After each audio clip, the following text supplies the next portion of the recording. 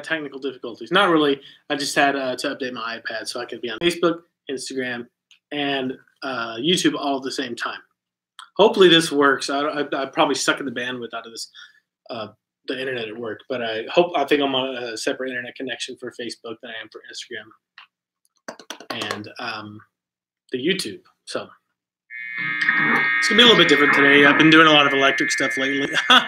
Go figure, because I had this big switch to fingerstyle, which I'm still in that mode. But for work, I have some things I need to get done for electric. So I just had a big shift this weekend. And it's to your benefit, though, because I'm working on a Motley Crue video. It's going to be really cool. It's 5 Motley Crue riffs, top 5 Motley Crue riffs. And it's coming out next week because of current events, which is awesome. Evening. And this is just, if you never, I know we're doing it differently because I'm doing it on YouTube as well. I'm going to try to start doing it on YouTube all the time, but it's really tough because my internet at home can't handle 3 streaming devices. I have my iPad, my phone, and my computer right here. So we'll see how it goes. Maybe I'll just stay at work and do it. If like everybody's satisfied with the quality, I'll just stay at work and do it on a Monday night so everybody can hang out. But if you have any questions at all about guitar, I'd love to help you out, or maybe you can help me out on stuff I'm working through. And what else? If you have any new gear that you're into, I'd love to hear about that. I'm always down to hear about new gear, what you're wanting to acquire, as it were. So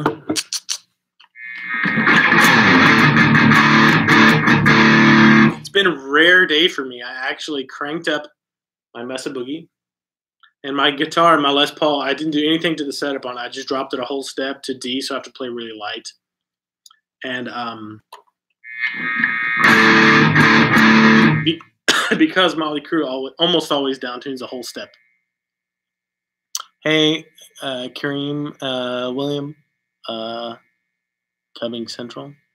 Hey, what's the cheapest amp with a good quality I can find? I would say get a used Fender Mustang. That's what I would buy. Get a used Fender Mustang. That's what I would do. Like anything with a 112 speaker in it. You can get on Craigslist depending where you are. But I'm just learning these, like the top 5 Motley Crue riffs that I picked out. And all I'm going to do today is practice them for you and kind of walk you through them. I'm still learning them myself. I don't have them memorized yet, but I do have them figured out and tabbed out well. The internet was a nightmare. Almost all the tabs were wrong as far as what I could hear, but I could tab them out, and they should be accurate for the video I'm going to be doing. Greg Dukes, Dirty Pots cause a lot of electric buzz. Yes, they do. But that is not the case with this guitar. It's this building. No matter what guitar you have in here, this building is terrible for it, man. And it's super annoying. Like at home, this guitar is dead quiet. So that sucks. Michael Lopez says, Nate, I'm good. By the way, in case you care, my goal, I have all 3 streaming platforms that appear: YouTube, Instagram, Facebook.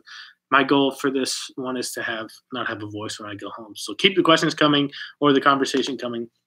Michael Lopez says, I'm getting into finger picking, but need more direction with the patterns. Okay. I have my acoustic here too. So like the main thing, I don't have a thumb pick here, so I could run to the other room and get it. But like the most important thing with finger picking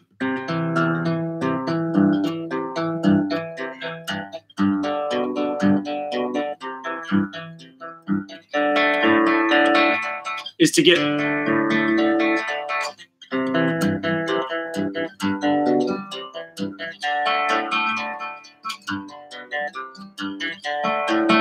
your thumb accuracy down before you try to do anything else. Bite the bullet. Take a month or 2 or 3 and just, learn songs and stuff. But bite the bullet. Take a month or 2 or 3 and get your thumb independence down. Tommy Manuel says it, and that is the thing. I'm still going through it. I've only been using the thumb pick for about 3 months, 2 or 3 months now. And it's getting way better, but I still got a long ways to go. But once you start doing it,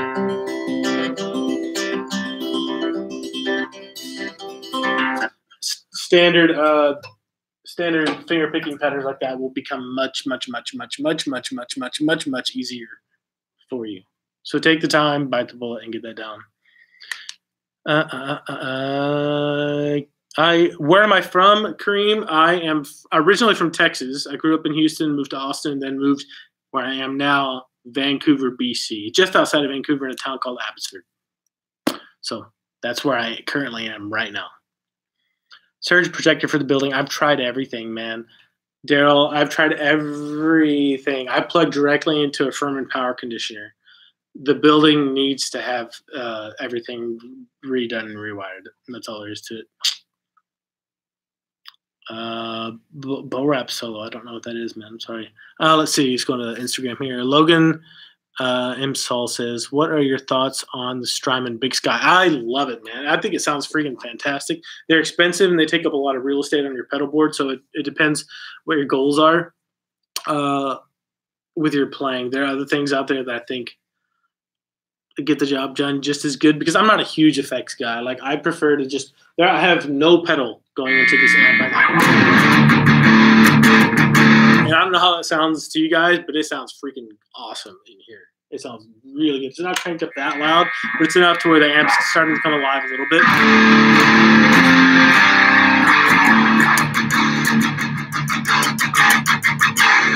don't know what it sounds like to you, but it sounds really good in here. But I understand what you're saying. You need that stuff for ambient. And really, well, cranking this amp up today made me want to go buy a combo version of this. It's a Mesa Boogie F30. But other than that, I've been using software. And you can get really good sounds out of plugins and things like that, like Bias. Let's see. What's going on Facebook? What is going on Facebook there? Let's see.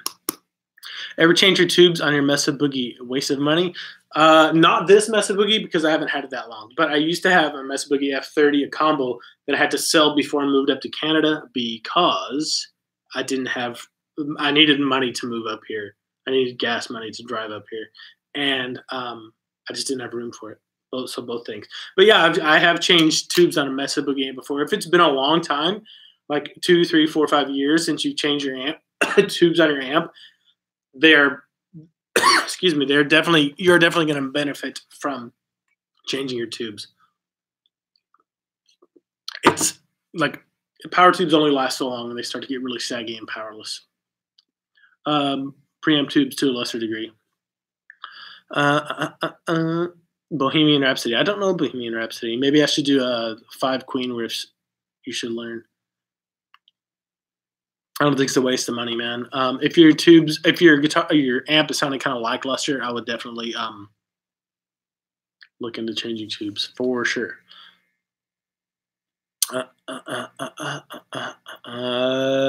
Kareem, tips for what? You get a little bit more specific there, and I can.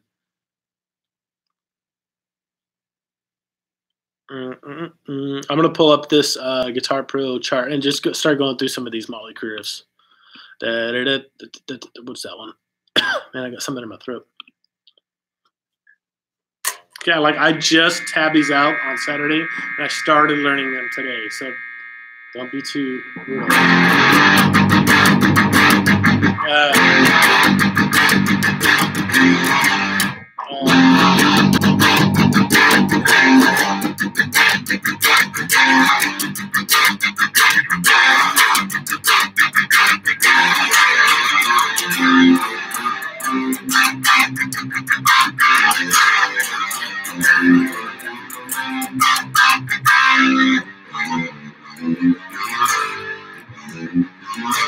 So I'm just starting to remember them. I've got it to where, like, if I would play at half that speed, I could get through the whole thing without messing up. But I'm just now starting to remember them. So tomorrow I'm gonna sleep on them, practice them one more time, sleep on them, kickstart my heart. You're right. Dirty. Hey Gooey, I'm not sure if I said your name right, but hello. But yeah, that's the next step. Today I got the bass guide under my finger. Tomorrow I'll refine them, and Wednesday I will polish them to the point where they are presentable for video. And then Thursday I will do the video. It should be pretty fun. What a typo! I'm the dong. The dong kickstart my heart. That's pretty funny. The song, I got you. That's really funny. But yeah, let me pull that up and play it a little bit slower. If you have any questions, Let me see if Kareem, I'm not fresh. Can you tell me some tips? To play the finger fast. I'm not. Do you mean finger style fast there, Kareem? Kareem Ellie? I'm not sure what you're saying there. Get really specific. Ask a really specific question in the chat there, and we'll see. But I'm going to pull that up and just practice it for a few minutes. Let me know if the amp is too loud. I don't want to sound like crap in any of these feeds. So let me know, especially this one, Facebook, because it's the closest to the amp. Okay, let me pull that back up. If you want to get me going into any more detail on these riffs, I surely will.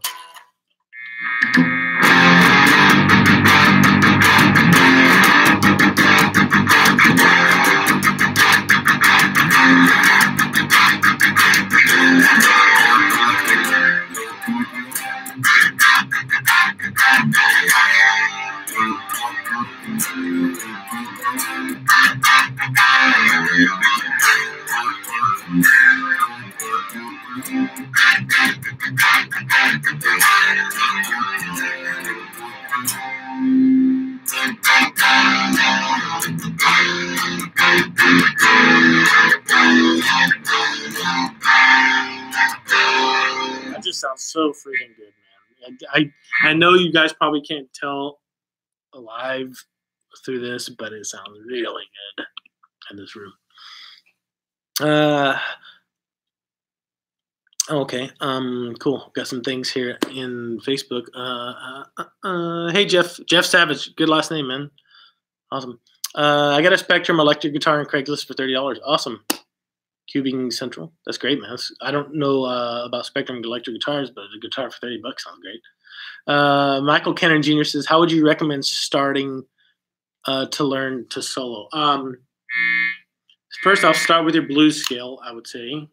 But instead of just memorizing a shape like this,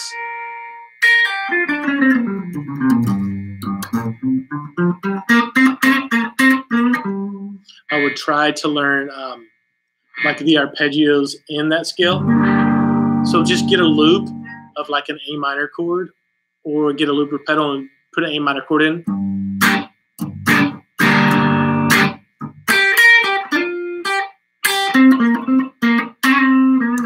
And then instead of just going up and down the scale, learn where the chord tones are. So the third, the root, the fifth, the third, the fifth. Sorry, the root, the fifth, the third, the fifth. And then start trying to consciously make choices like, okay, man, I wish I had my looper pedal here.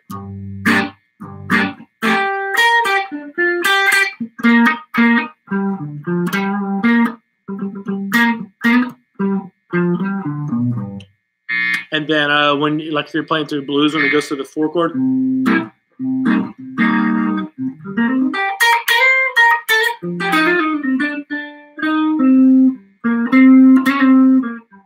back to the 1 chord. I guess let's stick with like a traditional blues. So if you're going over like a A7.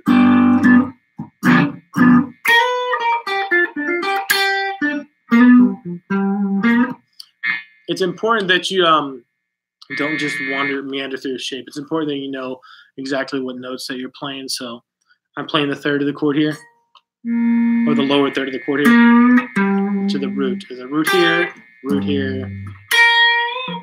lower third here. You can bend up to the regular third.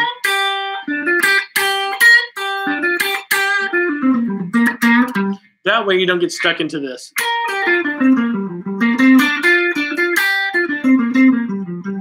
That sounds like you're running up and down the scale. This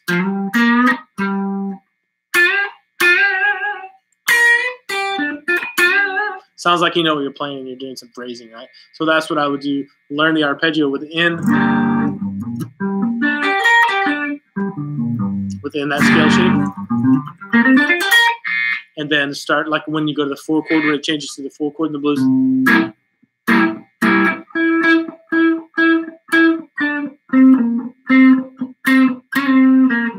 You can move, you know where the root note is.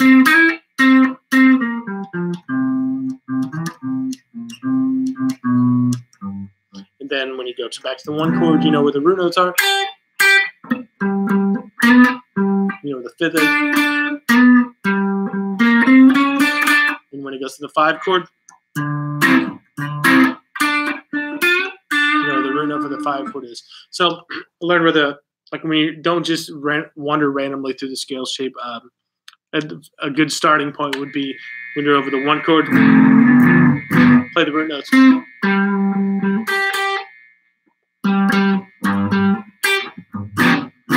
Go to the 4 chord, back to the 1 chord. We go to the 5 chord, 4 chord. That way you start getting used to thinking about the notes you're actually playing and the chord tones you're actually playing in the scale instead of just playing through random scale shapes. And that's something I learned a lot later in life, and it really slowed me down. So hopefully that helps you some. But that's like, if you can do that in the blues scale or the 12-bar blues progression, it'll be a lot easier to start applying that to other scales and other arpeggios as you get into playing over like songs that are major keys or songs that are in minor keys. Creative Treble says, I think I'm starting to learn the pentatonic scales. Awesome. Cool. Once you know like 2 of them, you really know all of them, because really like this one, that major scale. Let's do a different example. This minor pentatonic scale. Sorry, I messed that up. That minor pentatonic scale, if you move it to the 5th string root location, it's the same shape. And if you move it to the 4th string root location, what key was I on? It's the same shape. So you have right there, you have 3 learned after you have 1. There are only 2 more. So I got to catch up on these YouTube comments. Hold on just a second. How to make a good guitar schedule, like what to practice and how long? It depends how much time you have. Sorry, this is from Uncultured Swine. It depends how much time you have. Say you have 30 minutes a day. I would start with a warm-up, something that you can already play. It's going to help build your facility on the guitar and warm you up for some more playing. And then pick 1, 2, or 3 things, depending on how much time you have, that you want to focus on, and that is a very small, tiny goal that you can make progress on. Focus on that, whether it's part of the song you want to learn, whether it's a new chord you want to learn, whether it's a scale you want to improvise with, and focus on that for 10, 15, 20 minutes, whatever you can afford in your time. And then once you practice making no mistakes and very slowly. And then once you do that, set aside some time to jam. Just play music, goof off, whatever you want, because it's important you set that time aside so it doesn't screw up your other time you have that's dedicated to learning new things. And the cool thing about this is once you set some kind of bigger 3 to 6 month goals, your individual practice time will start to fill itself up, because you're going to be, okay, what do I have to do to get to that goal? I have to learn this, this, and this. Okay, that's what I'm going to fill my practice time up with. And you can make like A and B days, that way you're practicing multiple things 2, 3, 4 times a week. And then at the end of each practice session, make a little jam time, and then make an evaluation time. And when you're done with your practice, say, okay, did what I do work? Do I feel like I got better at one thing today? And if you did, good, keep doing it. If not, evaluate and make changes, like either slow your practicing down or make sure you're not making mistakes through the practice session, or make sure that your goal for that practice session was small enough. Your goal for a practice session may be, I'm going to work on getting this C chord cleaner. Not perfect, but cleaner, to where I can get to and go to it faster, right? Yeah. Let's see. Parshant Kumar says, I want to learn blues. Should I jump directly into the blues scale, or should I learn a major scale first? As far as physically on the guitar, I would jump into the blues scale first. But it's important to understand where the major scale comes from in regard to the blues scale. Otherwise, you're probably not going to understand why you're using all the notes that you're using. Like, you probably won't understand why this sounds good. You're going to be like, okay, I guess those are the notes I'm supposed to play. But understanding how the major scale is built will help you understand why you're using the blues scale in the way you are. Tony Farrell says, Nate, beginner guitar player, I've been practicing for about an hour, learning some chords. Awesome, man. Like, very brand new beginner. Only been practicing about an hour. Best advice I have for beginner guitar, pick a couple songs to shoot for your goal. That'll help keep you motivated and driven to learn what you need to learn to make those happen. Really simple songs. Be very consistent in your practice, and if you need to break it down to like multiple smaller practice sessions in a day, first of all, to keep your fingers from getting obnoxiously sore. Second of all, to help you with your retention and recalling information, then that's a good idea too. That's the best advice I have for beginner players. If you're just starting to make chords, you get the neck up a little higher, whether you need to use a footstool or whether you need to use a guitar strap. That'll help not kink your wrist like this or like this. So awesome, man. Yeah, welcome to the world of guitar. You'll never be the same. That's great. Let us see. Lots more here on the YouTube. Too fast. What's too fast? D. Wessel. Okay, thanks for giving me a starting point. Thanks. I appreciate it. Sure.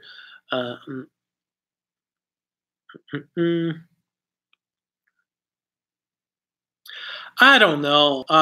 Don Flagg says the Les Paul sounds good. The older guitars have a much better sound. Trip to the bank in order. I don't know. Like, it's hit and miss, man. I've played old guitars that sound like crap, and I've played old guitars that sound amazing. It's really hit and miss. I think especially on Les Pauls, whether they're old or new, you really have to pick them up and play them because they're so hit or miss. So, hey, David, what's going on? Awesome. We got, I talked to Josh today. He's editing your last course that you did with us this week, next week, and the week after, and it should be out after that. I haven't even said that to the members yet, but last one's coming, man. Dave Jebecker, for the guys that you don't know, he's one of the heaviest hitting jazz artists on the planet, and he was out last year. He did some series for us, and the last one is just going up on Guitario end of this month, early next month, something like that. Any tips for finger dexterity? It depends. If you're thinking, like, if you're talking about regular finger dexterity as far as making chords, that's one thing. But if you're talking about, like, if you have arthritis or something, there are some different things that you can do. Believe it or not, I have arthritis in this finger. I've had it for like the past 10 years because I jammed it so bad playing football when I was young that it just destroyed it, like that first tip. So every once in a while when I'm playing, I get like a sharp shooting pain in my finger. But if that's not what you're talking about, let's see. For dexterity on chords, and this isn't something that you have to do long term. It's just like a dexterity exercise. But playing consistently multiple times per day will help you, number one, build dexterity in those fingers. It'll help you build it quicker.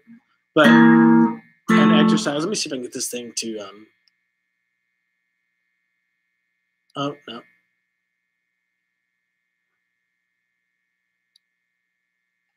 No, it didn't work. Go to the two middle strings, any two adjacent frets on your guitar, and then play those with your first and second fingers. And just switch back and forth between those two strings. This is what my classical guitar teacher told me to do. He's like, you need to get some dexterity and limberness in those fingers. So do that. And then switch to the next two strings, the A and B strings. And then you can switch to the outside E strings. Then back into the A and B strings. Then back into the G and D strings. And you can do that with each finger pair, finger grouping. So 1 and 3 now. It's not very musical, but it helps. It helps gain some control over your fingers. And then just practice multiple times a day. And then you can do it with 1 and 4. And then you can do it with 2 and 3. And then you can do it with 2 and 4. And then finally the worst pair, 3 and 4. And go through all of them. That's the best finger exercise I know. But the best thing is practicing multiple times per day, I think. Okay, back to the Facebook. How to get smoother, faster with chord transitions. Any clean tips and tricks? To get faster with chord transitions, if you don't know the chords, and this is something I learned the hard way in the big band in college. If you don't know the chords you're playing,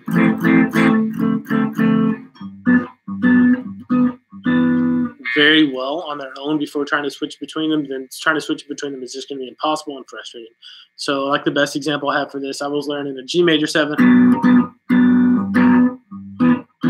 G6. And this transition, for somebody who, like, okay, I just have these chords in the song, I have to play them. I was like, okay, I kind of memorized them and then try to start switching between them, but I didn't get them to where I could go. So switching between them was tough. So get the individual chord shapes down first on their own, so we can go like right to a C chord, right to a C chord, right to a C chord. You can do that and then go right to a G chord, right to a G chord, right to a G chord. If you can do that, then you're good to go and start to try to switch between them. That's one thing that people overlook a lot of times that causes a lot of frustration. Shell Enigma. Oh, Shell Enigma. Thanks, Nate, for doing this live video session. When you do fingerstyle, where do you place your wrist? On the edge of the bridge or on the pegs that hold the strings down? Please guide me. I will show you. And this is a different development for me lately. So I learned how to play fingerstyle classical, like floating my wrist. But I've been getting into a lot more fingerstyle stuff lately, like Tommy Emmanuel, Doc Watson, you know, where you have to do a lot of Travis picking. And I don't have a thumb pick here right now, but I can do I can try to show you kind of the same concept here on let me turn this Instagram a little bit over here so you can see. There are three things that I do. I do floating for classical stuff, right? Sometimes that doesn't work. Sometimes that's what I prefer depending on the song. What I also do is if I don't have a thumb pick on and it's just something that I need more like a tactile reference for.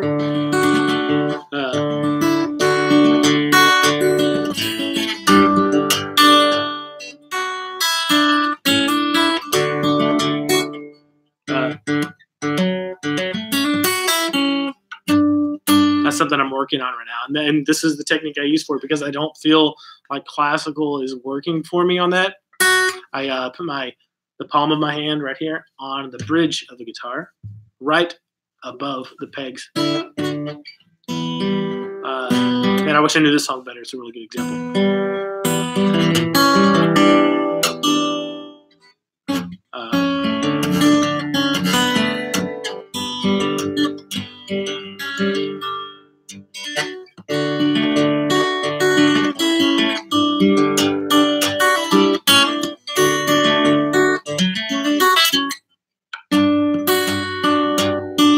That's Romeo and Juliet by what's his name, Martin Knopfler. But like that's the way I prefer to play that song. Hand down here.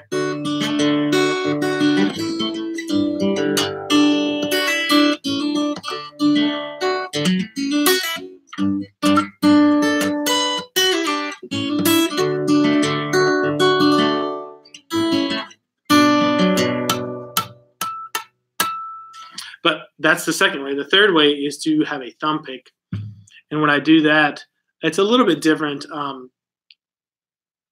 It's when I don't have a thumb pick, my hand is like more glued to the top. When I do have a thumb pick, it's just the ball of my hand right here. But if I need to mute the strings when I have a thumb pick, my hand moves forward. So I can mute the strings like.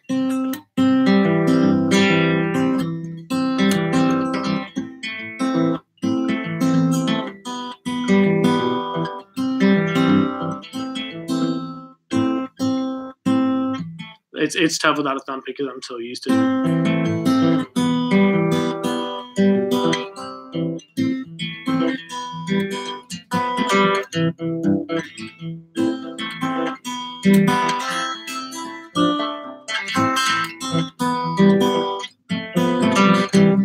But you get the idea. I could run into my office and grab a thumb pick.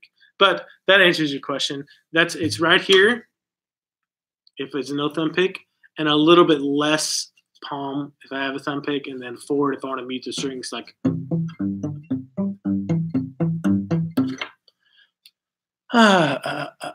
Do you also you move your finger so fast that I can't see the patterns you're playing? That's all right because they were all wrong on that song. That was pretty terrible.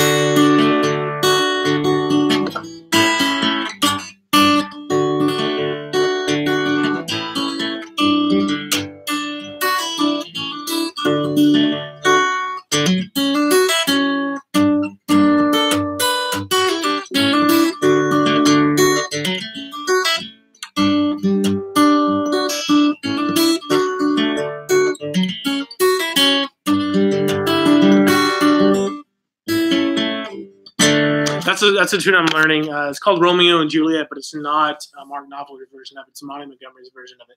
And I thought to myself, what's the hardest fingerstyle song that I could possibly learn? And that's the one I thought of. I was like, if I can play that, I'll be happy.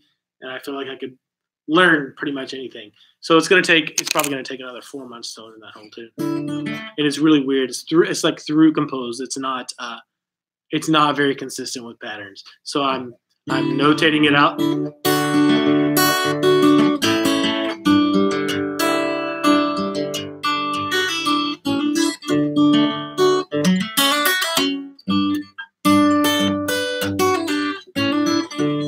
And it has a lot of lead stuff like a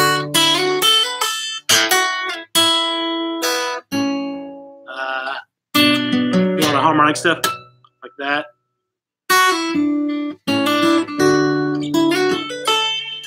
But I tore my fingernail off right at the quick, right about about 2 hours before I started this live stream. So my index finger is just like a knife shoved up in it. It's pretty bad, but it could have been a lot worse. It didn't bleed. That's good. Oh, I just got Kane says, ugh, I just got finger ligament damage watching that. Man, that's rough. That sucks. I'm doing a video fairly soon on arthritis, like what to do if you have arthritis learning guitar. Because a lot of our members in the guitar members area are 60 plus. So it's a very important topic. Tony Farrell says, is it possible to learn guitar online with an instructor? It's possible both ways, man. Either way, whatever you're motivated to do. I think the more ways you can attack learning guitar, the better you'll have, the better experience you'll have. So, for what that's worth. Hey, Paul, how's it going, man? Okay, back to electric. Let's see. SK Kumar says, I'm able to play scales using your finger technique. Would like to know the pattern will be the same for all the licks in a particular scale with a major or minor pentatonic scale. I'm not sure what you're talking about. Are you talking about like patterns if you're using finger picking, like finger style stuff? Cool. Creative Trouble. I just started a topic in the forum asking Guitario members for their input on what to do with arthritis. So if you have any tips, if you could go post them in there, that'd be great.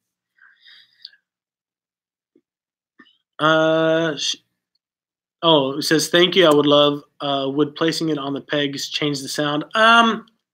Maybe a little bit. Everybody's body is different, and like hand size, arm size, whatever is so different that you're gonna have to experiment with what works for you, I think. So that's the main thing on that. Just experiment and see what gets you better results and gives you a better sound. Don Flake says, I want huge vibrato on my solos, but unsure of the technique. I can show you what I do. Not sure if this is what you'll like, but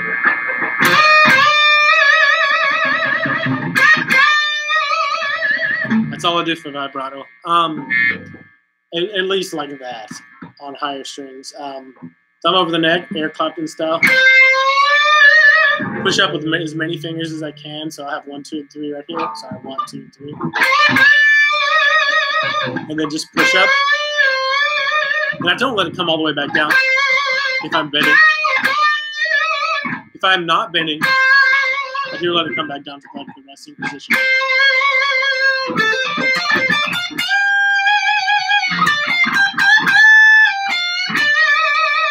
Right there, I'm pulling down on that point. It just takes a lot of it takes some time to go slowly about it and start building that coordination and strength. Okay, so I'm gonna pull up another I'm going to pull up another Motley Crue riff because I need to practice these. If anybody has any questions or comments on them, now's the time for that too. Where did this go? Holy smokes. Oh, there it is. Okay. How does this one go again?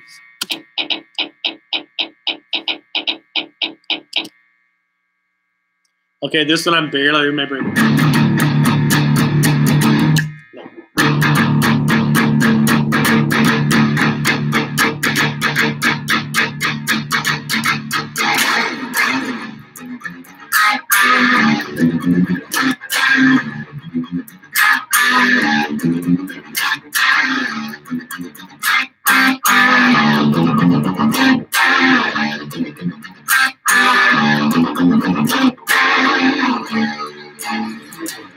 Let's see what the rhythm of that is again.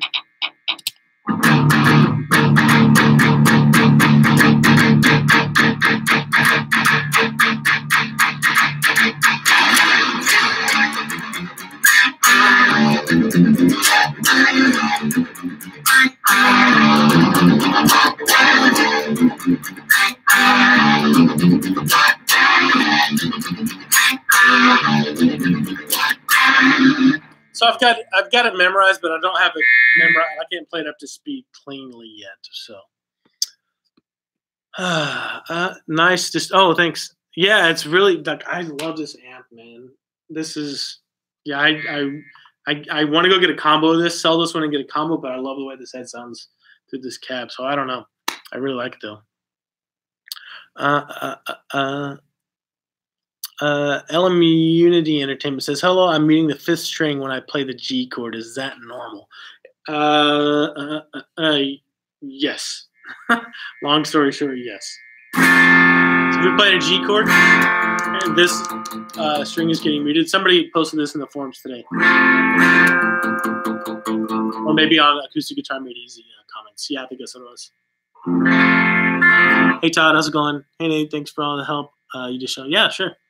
Thanks for showing up and watching. Let's see. But yeah, the thing with your 3rd finger right here muting the 5th string. Watch.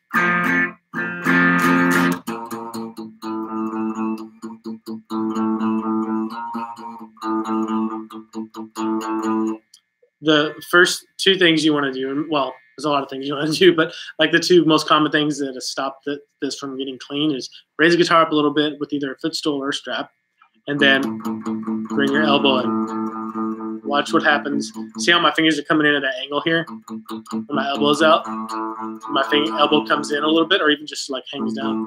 My fingers straighten up a little bit and it makes it easier to get, number one, my wrist straight, a little bit straighter anyway. It's not completely straight. It makes it easier to get where my finger can come up and over the strings down onto the very tip of the finger. I use, so hopefully that helps with that G. Sam picks, I use 10s on everything except my Gretsch, which I use 11s on because it's shorter scale. But this guitar is down to the whole step right now, so it feels like 9s. For sure, it's like super flat.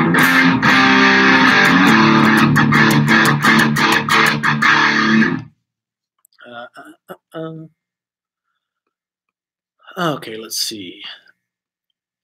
I'm going to go through another Motley Crue riff.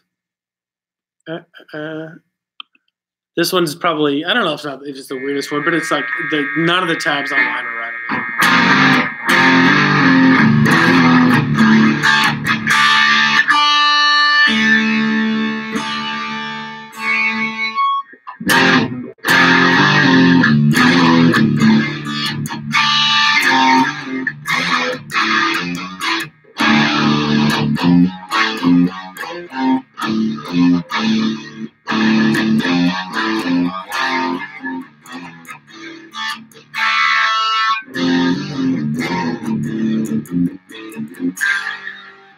So I don't, that one's still like, I know it, but not up to speed. So I still have to make it a tab.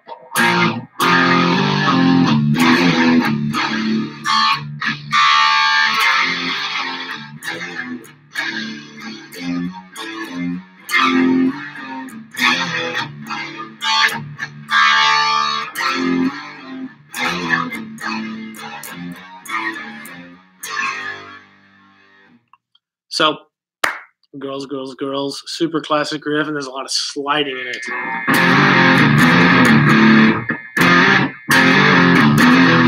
And I found that not barring those chords, not barring those chords and using individual fingers, way easier for sliding.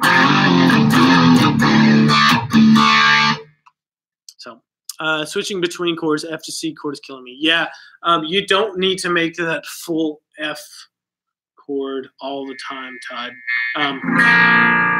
Like if you're playing a C, you could just do this, just hit the top 4 strings. So go through some alternatives for the F and see what works best for you. If you're trying to use this, that's fine if you want to get that down. If you want to do just the top 4 strings, if you want to do just the top 3 strings, if you want to do just the D, G, and B strings, that's fine. If you want to do top 4 strings like this, and then top 5 strings, I guess, like this, that's cool. That's an easier way to make it. It's very similar to the C chord too. It's not too bad. And then you can get that low F with your thumb too. So try some variations on that, and that'll make things a little bit easier for you. Strong fingers. I play a lot of acoustics, so 10s don't feel too bad to me on electric. I think a lot of it's because I play 12s on my acoustic. Okay, let's see what's going on YouTube, and then I'll go to another,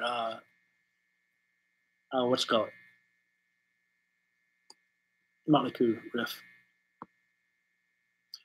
Eugene T says, acoustic guitar. May I ask if you do percussive beat strumming that's incorporated with hand bass using the wrist, I think? If so, what's the most useful pattern for the percussive beat and strumming can explore?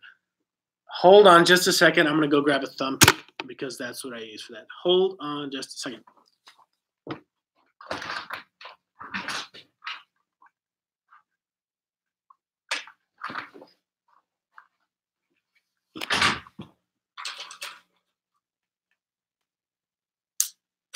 They've been right back here the entire time. Okay. That kind of pisses me off, but that's all right. I'm just getting into this, Eugene. And if you want to follow a channel on YouTube that's really good at this, go check out Lick and Riff. Lick and Riff. And that's the most useful technique to me is, well, it's kind of a two-parter. Number one is just slapping down on the strings with the palm of your hand. And that's the easiest one, too.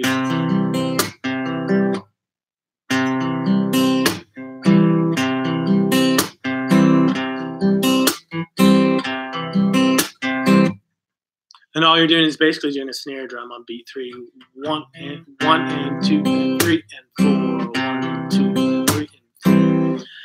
The more I'm still getting this down too. Actually, this is part of my practice regime lately. Has been working on this, something like that, where 1 and 2 and 3, 4, 1 and 2 and 3, 4. Sorry, 1 and 2 and 3, 4, 1 and 2 and 3, 4.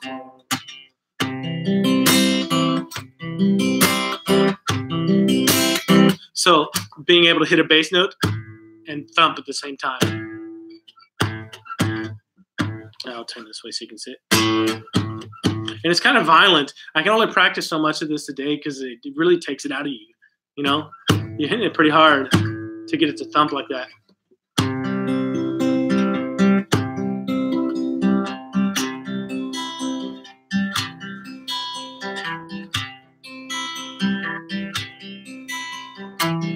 So something like that. And the first step to being able to do that is just do this.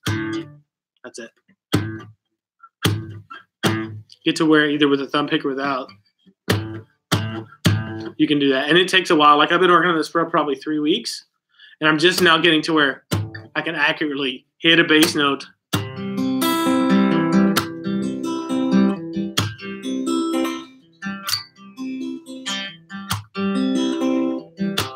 And I still don't always get it, but it's getting like definitely more, especially if I take time to set up and just practice it.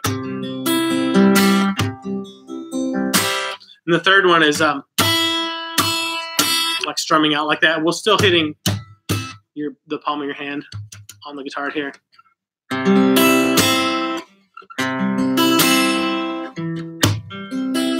That's another good exercise to incorporate that. So thumb and a bass note, roll up, and then hit thump and strum out just like that.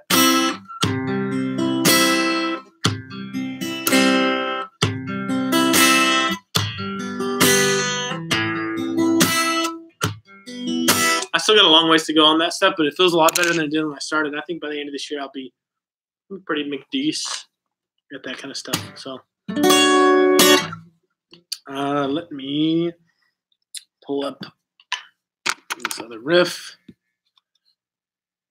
Yeah, I have Andy McKee albums on my computer, and I watch his videos all the time. He's crazy. Like, I've never really been into that stuff, but like that kind of stuff, you know, playing with his hand and thumping like that is very functional, especially if you're doing, like, I do a lot of guitar acoustic duets with my wife, and that stuff I'm looking forward to having down and really livening up a lot of our sets, being really cool. Let me get this next riff up. Okay.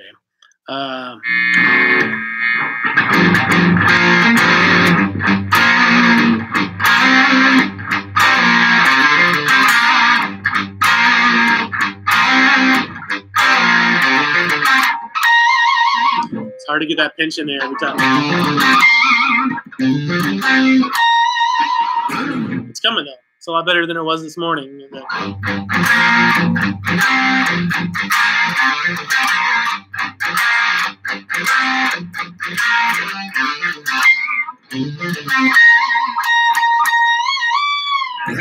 So I got some training to do. I haven't really done pinch harmonics in a long time. You're welcome, Eugene. Thanks for asking. I don't play any Andy McKee tunes because I know that would take me a crap ton of time to learn, because that's like not my main style I go for. If I was more into that, I probably would. Plastic finger picks. I don't use finger picks. I use my fingernails because I have really hard fingernails. If I didn't, I would probably just get acrylic nails. But if I were playing steel string guitar and I didn't want to use acrylic nails, I'd probably do plastic finger picks, because metal finger picks on metal strings to me is just way too like pingy and abrasive, way too bright for me. That's just my opinion though. I've only ever heard one guy play where I was like, oh, that sounds really good, and he was playing super soft. So for what that's worth.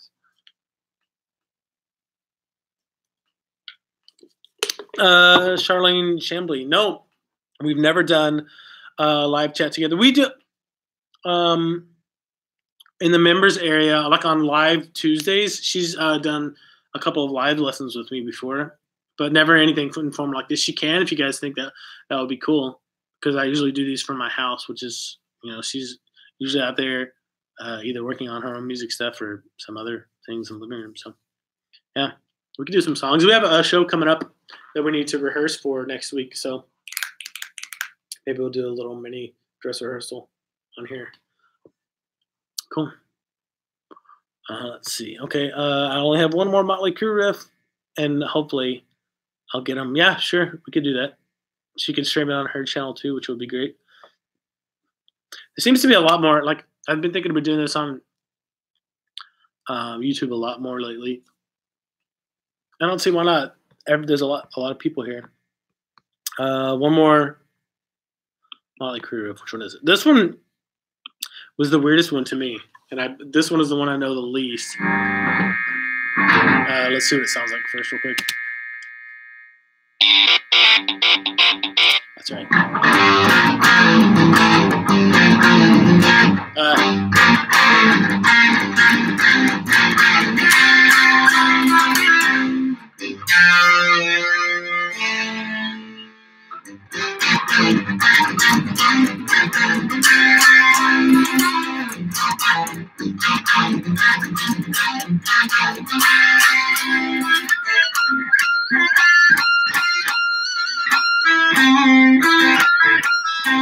Gotta get the pinch harmonics worked out for that one too.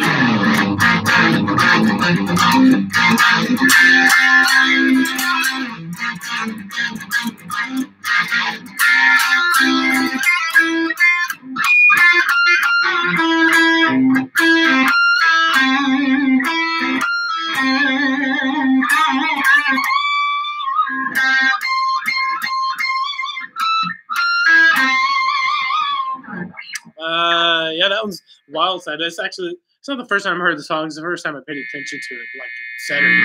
So it's a lot of picking.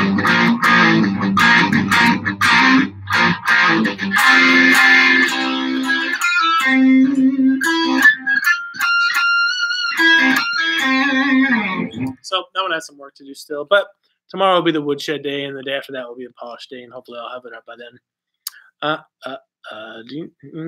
So hey Fireblaze, what's going on, man? AC/DC riff. I can't think. God, I'm just going blank. Somebody name an AC/DC song.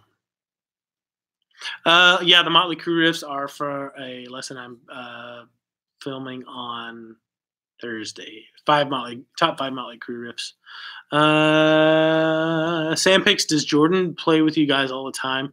Not really. Like piano and guitar are so busy on their own that we don't have much time to play together, believe it or not.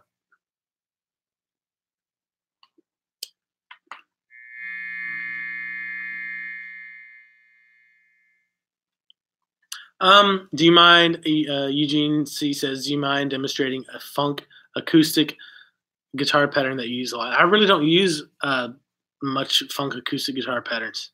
So I don't want to steer you wrong, man.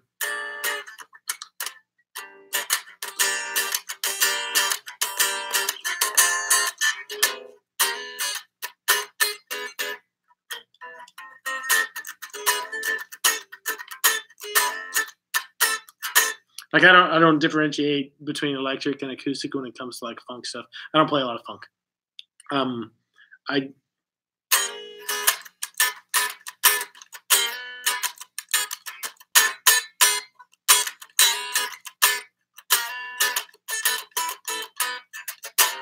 Let's see.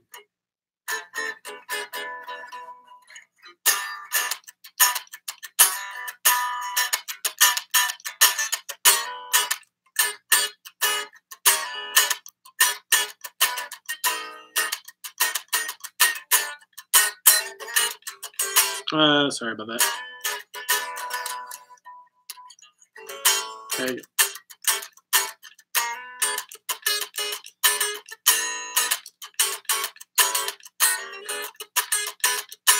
go. Todd Lehman says, would it be too much here to go over tuning with harmonics? If so, no big. No, that's fine. I don't really do it a ton. Okay, you hear that warble?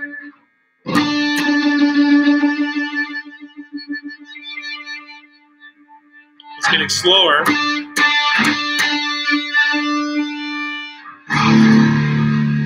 Glorious power chord. So all I did there was did a harmonic on the 5th fret of the low E string, and then a harmonic on the 7th fret of the A string,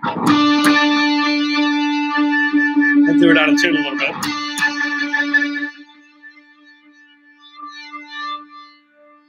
And then tuned it up to where it disappeared. If you go too far, it comes back. They can do the same thing on the next string.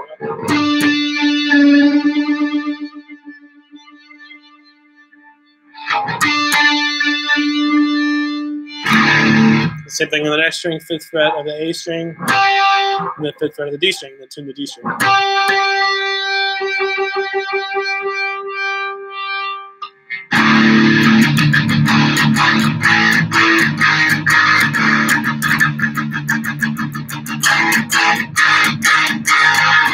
Perfectly in tune power chords. When you have distortion on it, it makes it easier to hear because some of the overtones, but it'll work with acoustic too or electric. You just have to listen a little more intently for the warble and then adjust accordingly. So hopefully that helps. And the same thing for the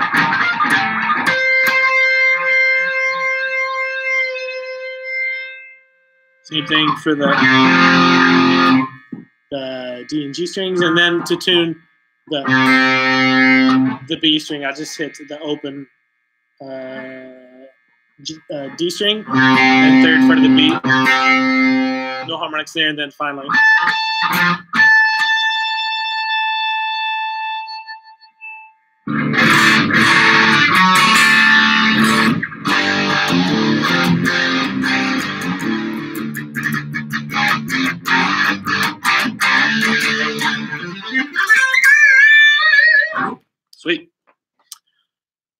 Yeah, so I'm listening for the. Yeah, I start out listening for the warbling sound. When it gets really close to being in tune, I start to listen for the tone more. If that helps.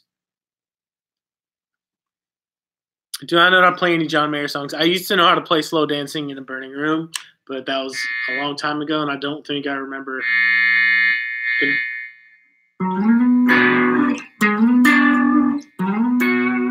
Nope, it's gone. Yeah, can't remember. I did a riffing through time video on it. If you want to check it out on the Guitario YouTube channel, I did a video on slow dancing in a burning room for riffing through time. I can't remember it. It'll come back to me if I just think about it for a minute here. Yeah, you're welcome, Todd. Yeah, Chelsea has an amazing voice. She's a really good singer. Thanks. Let's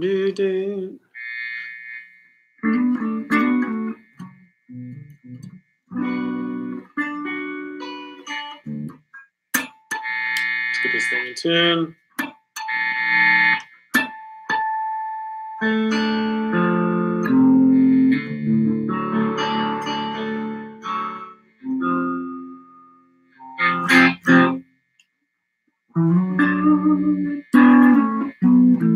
Ah, there it is.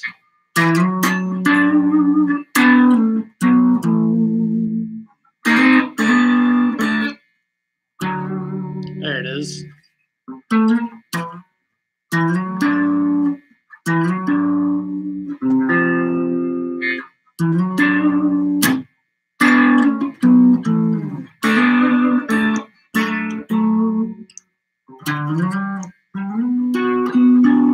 Yeah, something like that. That's the only John Mayer tune I ever learned. I learned it for cover gig once, like the whole thing.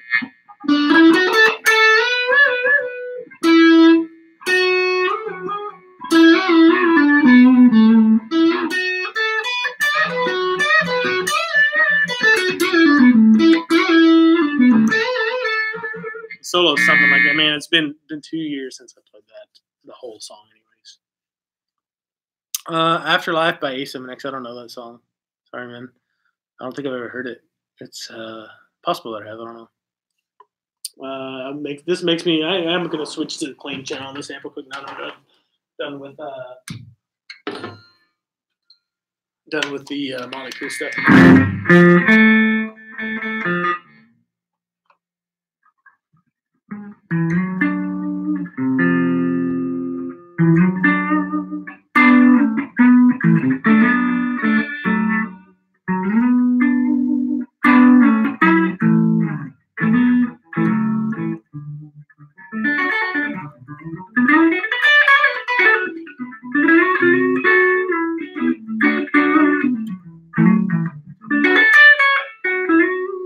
This downtuning whole step's really throwing me off because I'm overbending everything.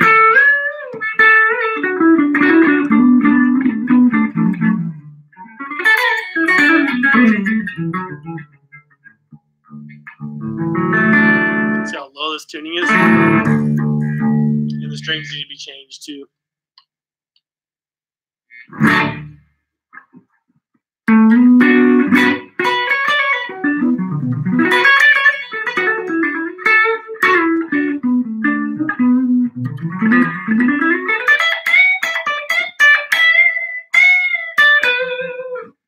It's bugging me now. I want to get it right. Technically, it's in this key since I'm down to the whole step.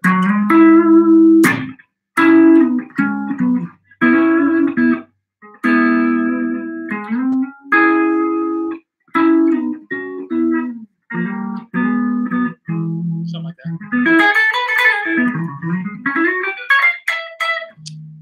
Okay, I think that's going to be enough for tonight. Unless somebody has any last minute questions. Any rough cut? Caleb Close says I mainly play fingerstyle, but I'm trying to get used to using a pick. So do you have any suggestions on how to prove that, because it's not going too well?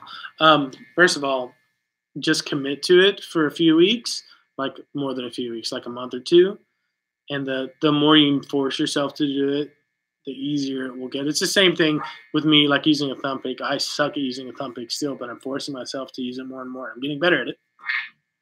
First of all, have a relaxed grip on the pick. If your grip is too tight, it's going to be really tough to get through the strings. The more you loosen your grip up and get when the pick glides through the strings, it actually gives a little bit and then glides. Because my grip is so loose on it, not so loose that it flies out of my hand, but loose enough to where I don't have to worry about it as much.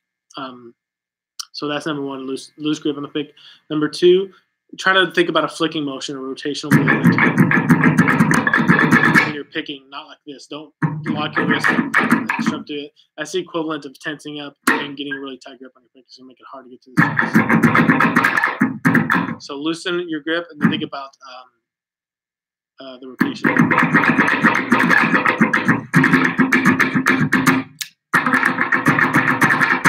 Let me switch to acoustic here for you.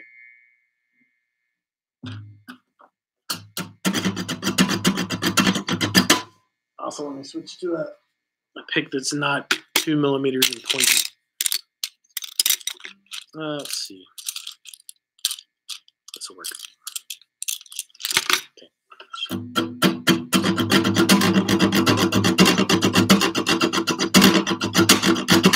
So those things will help you a lot. Don't lock your wrist. Some rotation in there. Don't grip the pick too tight. And if you are having trouble holding onto the pick, don't be afraid to use two fingers like this, or just use the one finger and then kind of support with this one to keep it in place and make the little micro adjustments there.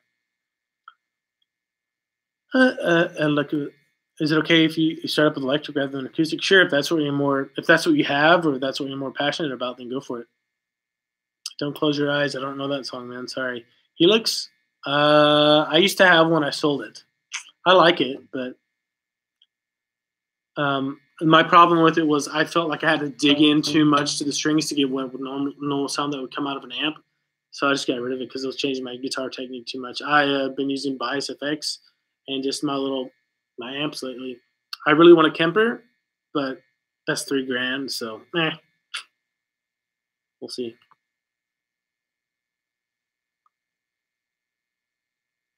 Musichead 101 says, should I cover songs as I'm learning guitar? Just keep practicing the basics and try to make my own music.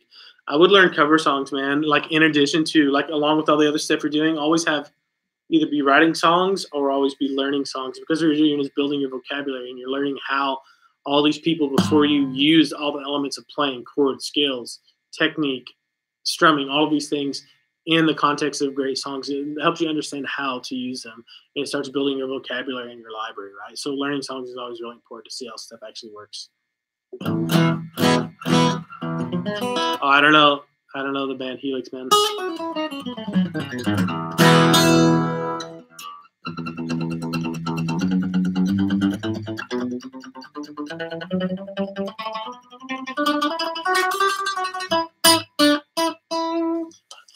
Don Flake says, I've scored picks with a razor knife, still don't drop them so much. Yeah, that works. That works really well. I mean, but I've never had trouble holding on to picks. Like, you give me the slickest pick in the world, like just a regular Delrin pick, I've never had trouble holding on to it, man. I don't know. You just make little micro adjustments as you're playing to keep it in place and help with this finger to keep it.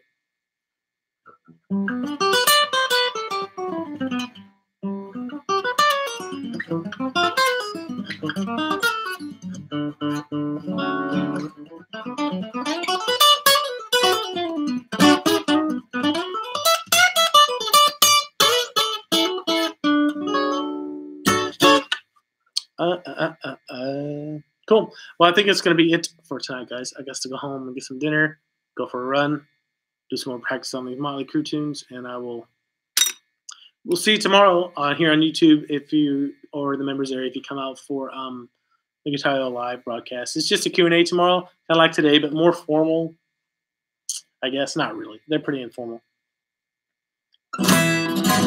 Esteban, let's see. Dude, that used to be to email you all the time. Oh, okay. Leading up to your first time I see you streaming live. Yeah, we stream live usually every Tuesday. Just a regular Q&A session on the Guitar.io channel. But this is like the informal, just guitar hangout. Pretty good, man. Long time no here.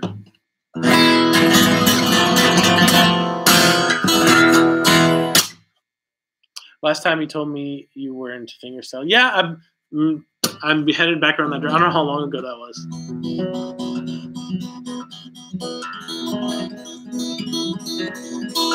I'm really into fingerstyle. Yeah, Tommy Manual kind of stuff. I don't know that I'll ever reach that level, but I sure will have fun trying. But I seem to excel at that more than anything else that I do. So why not play to your strengths, right? I love improvising, like rock fusion stuff, but I seem to have to work twice as hard at that to get half the distance. So we'll see. Alternating bass patterns, yep.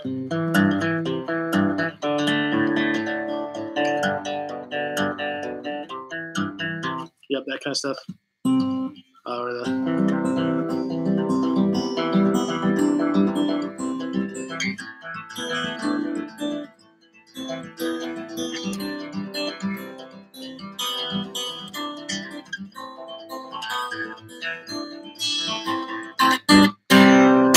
yeah, I usually do this every Monday at 6 p.m. and then every 6 p.m. Pacific, then every Tuesday with Andrew in the Guitar Members area and here on YouTube at 3 p.m. Pacific. So yeah, come hang out, man. Cool. Greetings, Michael Fay from Australia. That's awesome, man. Thanks for the stream. Yeah, sure, man. No problem. Thanks for showing up. Appreciate you guys. I'll see you later. Have a good one. See you Facebook.